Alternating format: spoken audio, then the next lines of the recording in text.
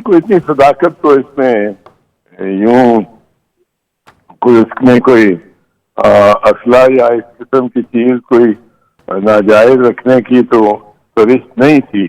नहीं है मेरा ख्याल है सामने।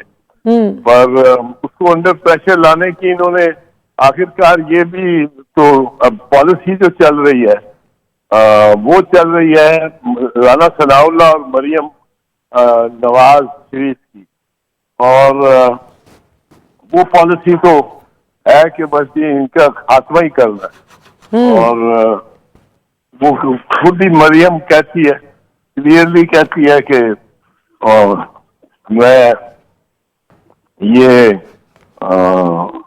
इसको बिल्कुल लेवल प्लेइंग फील्ड करो, लेवल प्लेइंग फील्ड करो, यानी मुखालिफ को गिरफ्तार कर लो। ये तो इसकी सियासत तो गलियां हो जाए सुनिया विच मिर्जा यार फिरे और फिर हम समझेंगे कि जी ये लेवल प्लेइंग फील्ड है। तो